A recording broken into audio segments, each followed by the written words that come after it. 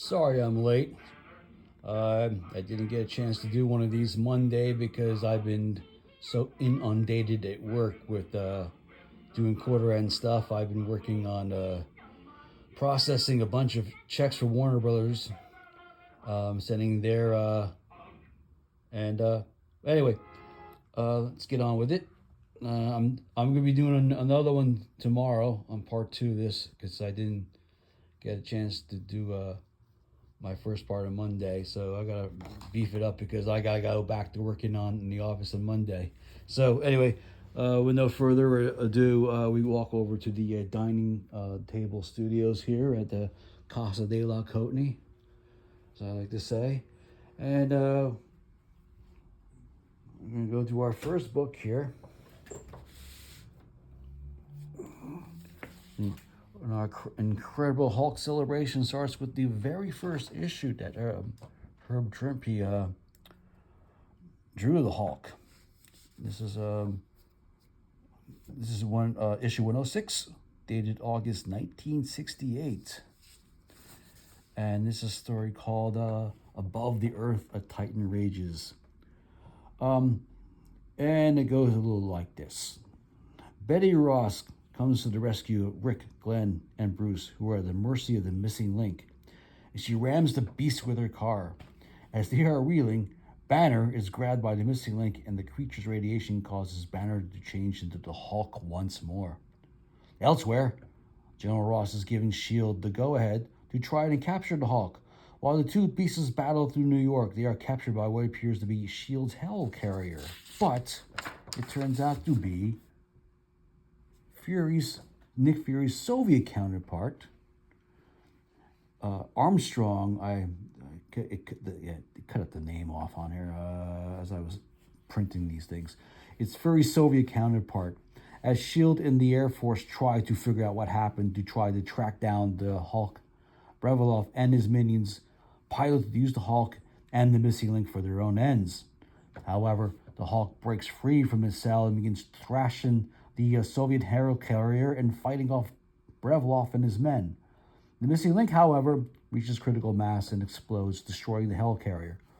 Hulk and the ship containing Brevaloff and his minions manage to escape. The Hulk lands near a home destroyed at their battle and finds a lone boy left alone.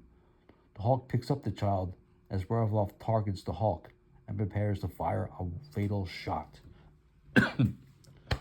Let's see, there's some interesting notes about this.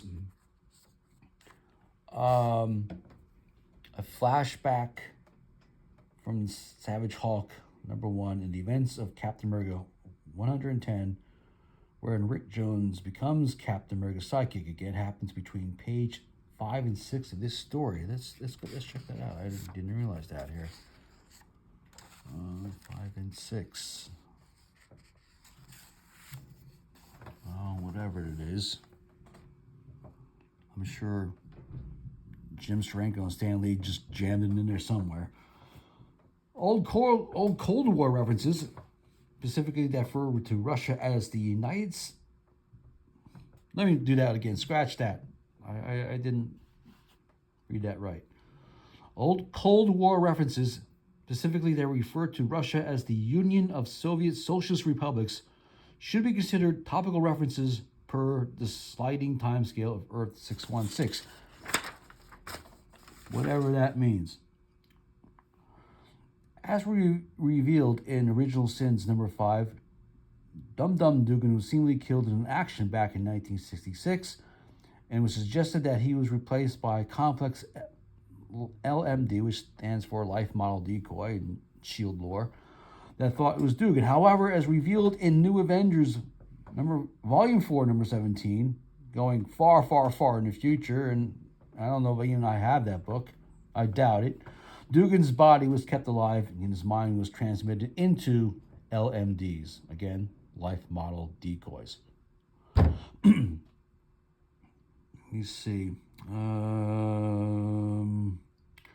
Yeah, some kind of weird gap. But hey, look at this beautiful Trimpe art here. You know, I mean, and even Marie Severson was the one who did the breakdowns, and I guess she was sort of Herb Trimpe's training wheels, so to speak, before you take on the title full time.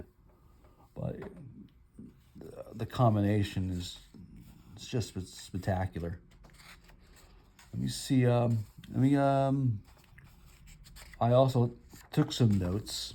Can you imagine being in a time machine that can order all this stuff? And I remember seeing the Hulk sweatshirt at a boardwalk in New Jersey when I was very young. I remember seeing that sweatshirt at where did I go? Point Pleasant, New Jersey boardwalk. I had a big, crazy, long boardwalk. And let me tell you, Point Pleasant Boardwalk was a place where I remember seeing all these early Marvel books when I was really young, but my mom wouldn't let me buy them and stuff, and I just like looked at the covers and stuff. I did eventually, as I got older, I eventually bought a few memorable titles on that boardwalk, specifically the Death of Gwen Stacy issues of Amazing Spider-Man 122. And the following month, because we used to go like bi-weekly, we used to go down there from Parsippany, New Jersey, down to Point Pleasant during summer, like every 2 weeks or so. I remember we had to pay to get on the beach. It really sucked. But I remember getting one memorable comic. I bought a bunch of Luke Cage Hero from Hire, and the Amazing Spider-Man crossover with Luke Cage after the death of Gwen Stacy. I remember simply reading that one on Point Pleasant Beach. Anyway, let me get through some of these. Another 3 of these ago. I read these last week.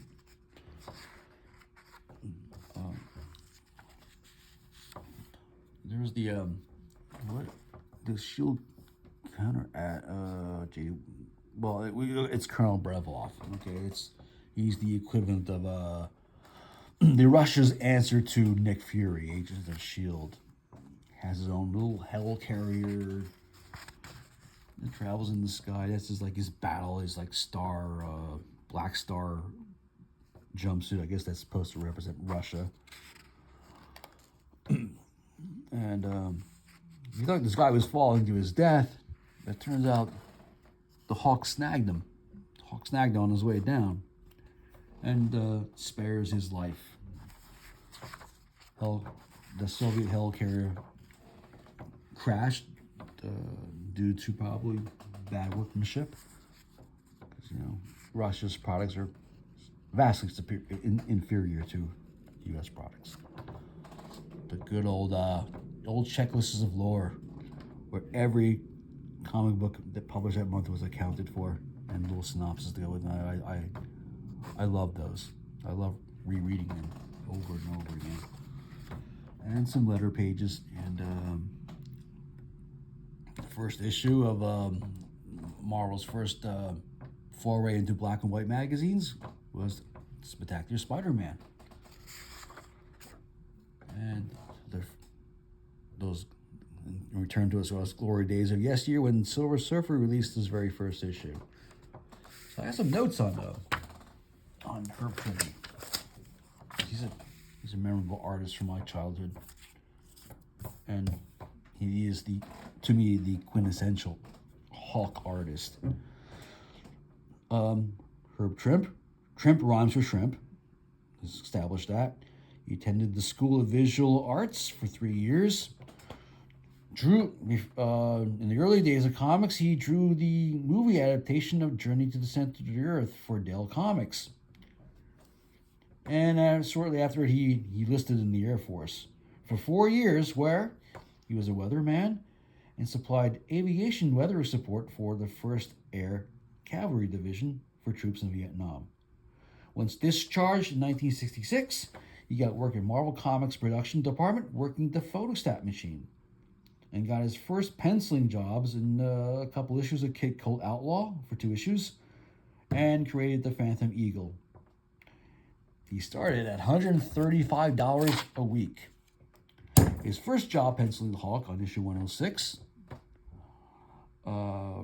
from breakdowns by Marie Severinsen. Or Severin. I always get that wrong, the name wrong. He worked on the book for 7 years, co-creating Jim Wilson, Dr. Sampson, and the Hulkbusters.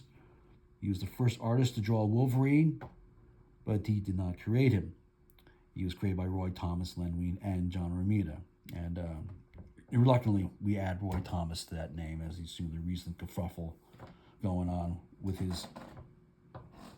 and his old Marvel buddies. Herb also worked on Captain America, which I believe I showcased an issue of his a few weeks ago. Iron Man. He co-created the Shroud for supervillain team-up. And Captain Britain. And in later 1970s, Herb Trimpe worked on Godzilla, G.I. Joe, Shogun Warriors, and Machine Man. That's the perfect trifecta. If you're reading comics today, published by Image, we're doing remarkable gangbuster sales on series such as Transformers and G.I. Joe, which I believe the first issue of G.I. Joe came out this week, written by Joshua Williamson, and it's going through several printings already. So there you have it. 106, the first issue done by Herb Trimpe. Sorry. Next up, issue 151. And it's a story called When Monsters Meet. And it was May of 1972 when this issue is dated. One remarkable thing I want to say about this issue is it's the issue after my very first Hulk book I read as a kid that my mom got me when I was either laid out with measles or chicken pox. I remember I got a big stack of Marvel comics when I was sick, and 150 was in that pile, and that was issue that featured Hulk fighting a banker gang and Havoc on the side. Havoc from the X-Men, Scott Summers' brother.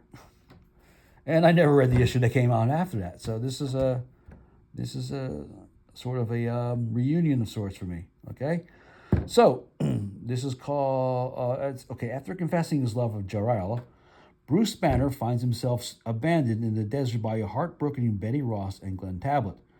Banner becomes so angry he turns to the Hulk, and the Hulk follows after his two friends. He watches as Glenn stops the Jeep, and the two give into a moment of passion and share a kiss. Meanwhile, in Washington, D.C., General Ross is before a Senate committee to protest the funding cuts being put upon Project Greenskin, while Senator Roger Dalton wants the funding to go towards more worthy causes. Senator Morton Klagstead is pushing in support of Project Greenskin. When the hearing cannot make a conclusion, they retire for the day, and Klagstead returns home. There he almost faints. As it turns out, he is suffering from a rare form of cancer, and aren't they all? And hopes that the information learned at Project Greenskin from the Hulk could find a cure. His doctor, Lanthrop, has been able to smuggle out a sample of Bruce Banner's blood, taken from his last incarceration at Project Greenskin. He pressures Lanthrop for any animal testing and injects him with the formula he created in the hopes that it might cure his cancer. Meanwhile, Bruce Banner has been traveling the rails and finds a newspaper at George Washington University and decides to go there to see if his old colleague can help him shrink down to size and return to Jor-El's world.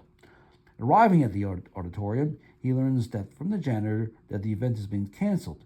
When the janitor begins to hassle Bruce, he gets upset enough to cause him to transform the Hulk and go on a rampage through Washington, D.C. Hence those famous Bill Bixby words, "You wouldn't like me when I'm angry." And that applies to all janitors and who work at auditoriums.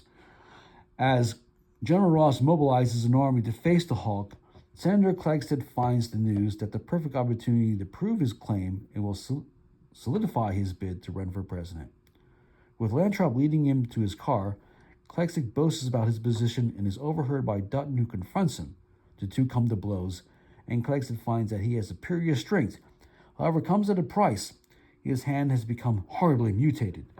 As Latrop drives away, Clegg mutates into a gigantic cancerous mass that consumes him. The mass that was once diseased Craig sent out into the street where it began, consuming everything on the spot. The Hulk attacks the mass, but finds that whatever he does only causes him pain at the mass attempts to consume him. Hulk finally defeats the creature by ramming a metal pole into it. When lightning strikes into the pole, it incinerates the creature, and all the confusion that Hulk makes can escape. Who knew that Hulk could emulate Benjamin Franklin there? General Frost is confronted by Senator Dutton, who explains to him that he came across Lantrop's notes that indicate that curing the Hulk may provide great medical breakthroughs that are the benefit of everyone, and agrees to motion that Operation Greenskin's funding being continued. Okay, they called it the crawling unknown, and it's the one thing so loathsome, so mind-shattering that even old Greenskin can't stop it. Okay. What did I learn from the synopsis? Not much, really. It was kind of a confusing story to me. The whole thing. Oh, that little big smoocher there. Glenn and Betty sitting in the tree. K-I-S-S-I-N. Let's see. Yeah, this story did not resonate with me. Who's the writer on this story?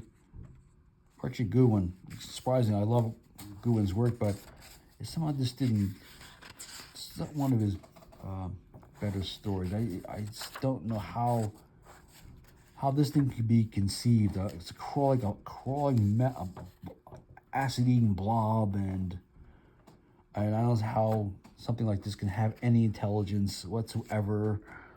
That's a nice full splash page by Trimpe. And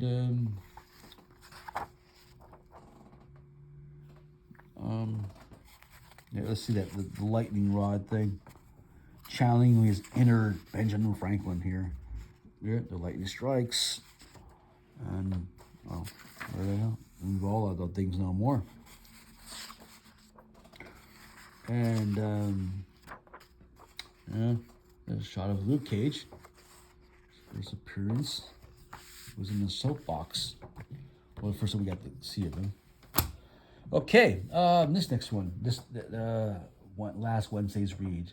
Not last Wednesday, that was yesterday, but the Wednesday before. This comic signifies to me a streak of independence. This is one of the very first comics I bought with my allowance. This is where I guess I started buying comics by myself. I could go to the Baldwin Pharmacy that was near Parsippany High School. And when I was in high school, I was in grade school. What was I, in 4th grade or something when this came out? 3rd or 4th grade, and I just picked comics by myself. And I remember this one I picked up, and The Amazing Spider-Man 115, the one with Aunt May shot Spider-Man on the cover. Or Aunt May's holding a gun, and she's under the under the control of Dr. Octopus again. But anyway, this is a very interesting issue. It's also an issue that will be tying into the couple books I'm reading this week of the Incredible Hulk. So now let's see. This is called Frenzy on a Faraway World. And the synopsis goes a little bit like this. So anyway, the Rhino crashed Glenn tablets in Betty Ross's wedding. From the issue previous, which I have somewhere too. And he escapes in a rocket ship. They both escape.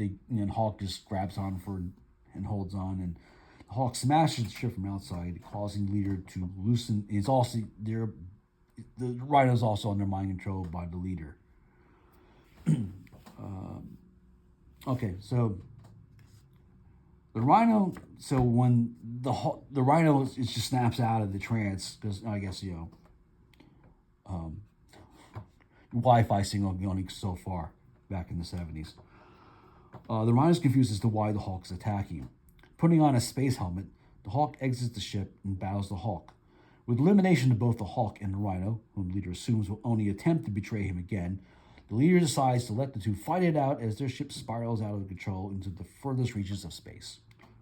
This battle is also being monitored by General Ross and his men, who inform the general that the ship is spiraling toward the sun in ultimate destruction, much to the general's relief. However, such is not the fate of the Rhino and the Hulk.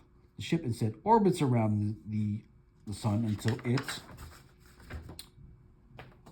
crash lands on counter Earth. And here is Pornicius' rebel group. The Hulk's interruption causes Cobra and his minions to flee. As Pornicius offers this Hulk friendship and sanctuary, they are spotted by the military who are being led by the counter Earth's version of General Ross and Glenn Tablet. However, they flee the scene, leaving wondering just what the heck happened. Aboard his space station, watching over his creation, the High Evolutionary muses grimly at the discovery of the new men on counter Earth, even though he knew it was going to be eventually when Ross is harassed by newspaper reporter Jason Anders. Ross tells him to get lost. However, he sticks around long enough for the rival counter Earth's version of Bruce Banner and Betty Ross arrive and reports to Ross about an alien ship that the military has seized. And he rushes off to report the story, and it's surprised to learn that it is powered by gamma rays, and recalls his close encounter where he saved a young boy named Rick Jones from the explosion of experimental gamma bomb. On counter Earth, instead of being caught in the explosion and being turned into the Hulk, Bruce Banner managed to get safety. When the Hulk and Pornicius' new men arrive, the Hulk recognizes Banner, but since the Hulk considers Bruce Banner to be a separate being, he doesn't realize that this Bruce Banner is a duplicate. Before the Hulk can attack Bruce's son Bobby tries to hit the Hulk, demanding the Hulk not hurt his father. The Hulk, confused by all this and unable to strike a child, stops his attack. This lets his guard down to be struck by the Rhino, who is teamed up with Cobra and his minions, and they fight over the rocket ship they're going to escape in. And noticing the ship is about to take off, he boards Hulk waylays Rhino, takes him out, knocks him freaking unconscious, and he carries the unconscious Rhino with him as the ship blasts off. Both factions of the new men retreat, and the Hulk reflects on his hatred of Bruce Banner and realizes that he cannot hate a man who has a good son. And as the ship flies away from the counter Earth, the relaxed Hulk transforms back into Bruce Banner. As Banner reflects on what he can recall, he begins to wonder if the Betty of his Earth has a future with him as well. In contrast to this, on Earth, the wedding of Betty Ross and Glenn Tablet is finalized without much incident, much to the relief of General Ross, and the two newlyweds drive off to their honeymoon while in deep space. Bruce Banner is in the ship piloting for an unknown course. Let's see. Some notes in here. I don't want to blow my next week's synopsis. Okay. The reason why there are no superheroes on counter Earth, let alone a Hulk, is because when the High Evolutionary created this world in Marvel Premiere 1, he replicated the history of Prime Earth, but intervened in situations where people, such as Bruce Banner, would have gotten their powers. Hence why the Bruce Banner of counter Earth wasn't turned into the Hulk, much as Bruce Banner Prime was an Incredible Hulk #1. That brings me to something here. I thought Marvel's got this new Ultimate line where there's some factor like the High Evolutionary is preventing superheroes from being superheroes. It's like the four books are out: Ultimate Black Panther, Ultimate Spider-Man, Ultimates, and Ultimate X-Men, which I dropped. I read 8 issues. It was enough for me. I can't get into that Peach, what's her name's work. I mean, it's beautiful to look at, but as far as her storytelling, I get confused with what's going on. She throws a lot of Japanese tradition into it, and it's just something I had to consult my friend Sparky Santos, who's also who speaks fluent Japanese. I don't want to call him up every 20 minutes. Can you explain this to me? What is this? What is this balls and blocks and stuff? What does this signify? And I just don't want to annoy him with that. So I dropped it. So and this is a monumental issue in my life. This is one of the first comic books I ever bought with my allowance money. I remember I had. Oh, geez, I wish I didn't show you that. I wish I didn't show you that page. But it's there's High Evolutionary there. He plays sort of a minor part in this story. He's just a guy who's like overlooking things. There's a great, look at that. Yeah, that's my 8-year-old childhood right there, man. It sums it up right there. When this fight here, this just slammed that, just waylaying each other out, just smacking the heck out of each other. The leader's in here, and there's the leader, and there's the new man here. This guy is supposed to be the Porcupine-esque character there. He's the leader of the rebels, and this was the third part of a. No. I'm thinking too far ahead of myself.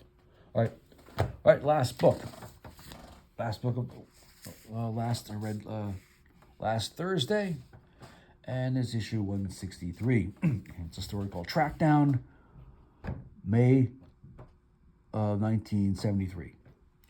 Okay, and as the Hulk continues to search for Betty, he ends up somewhere near the North Pole where he's attacked by General Ross and the Hulkbusters. During the attack, the ice the Hulk is standing on is blasted and he falls into an icy cavern and lands between a hidden military complex owned by the Russians. The base is commanded by a deformed man known as the Gremlin, son of the Gargoyle, the Russian operative, the first being to ever clash with the Hulk. This is the Gargoyle's son from way back from Incredible Hulk issue 1 of 1962. Anyway, they take Hulk prisoner. The Gremlin then decides to deal with the Hulkbusters that are still patrolling the area, firing a null ray that stopped the ship piloting General Ross over the Arctic. Overhearing Ross on the radio, he sends his super troopers to capture the general as a high-ranking prize. Ross tries his best to stop the super troopers, but is easily captured. The Gremlin then meets with the Hulk and tells the Hulk that he now blames him for his father's death, and that he somehow vowed revenge. However, he has now changed his mind and decides to learn as much as he can from the Hulk by pushing the limits of the beast's ability. Keeping the Hulk widely sedated, he puts the Green Goliath through a gamut. A gamut. I'm sorry, I mispronounced it. It's a gamut of different tests.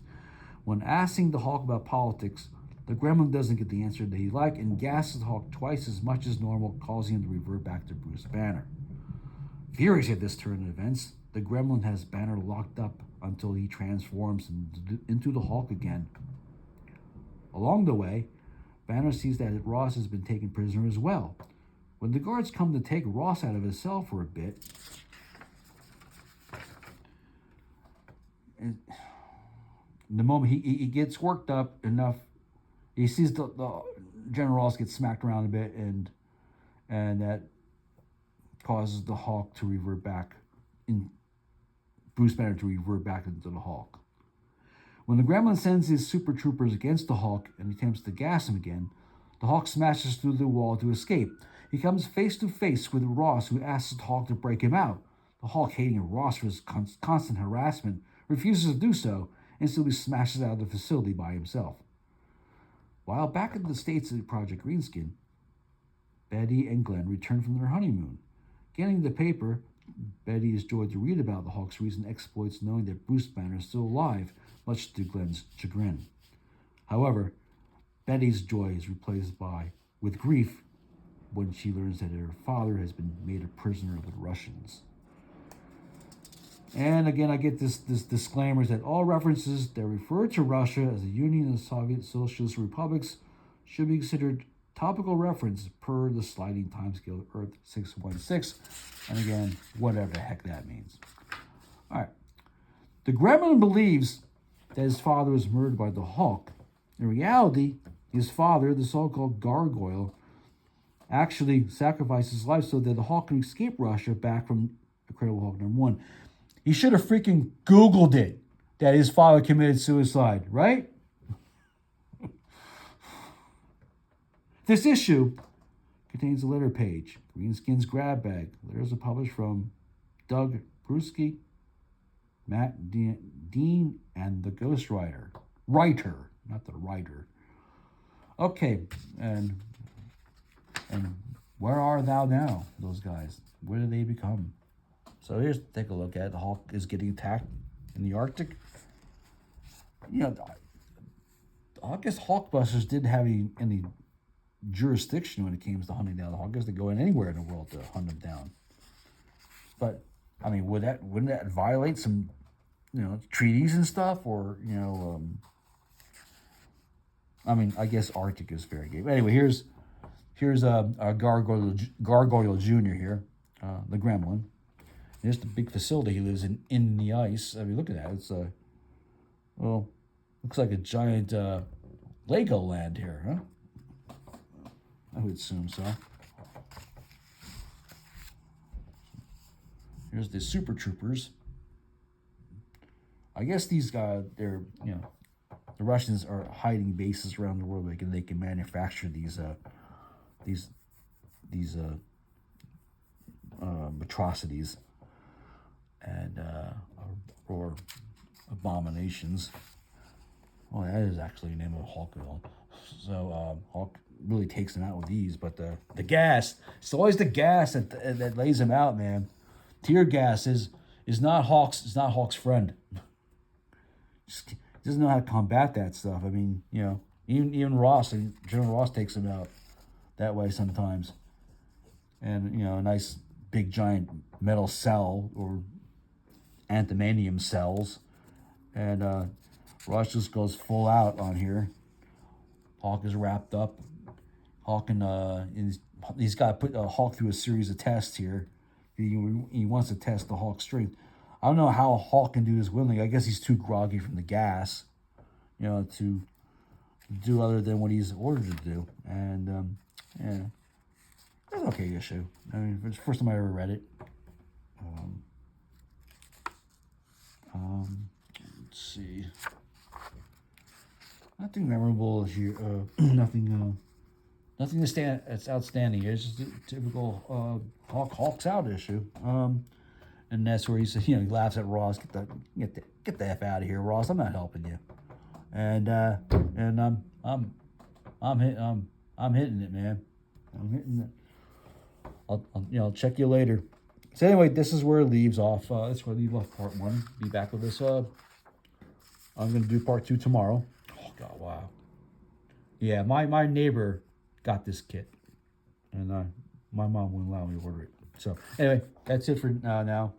Take care and see you tomorrow. Bye.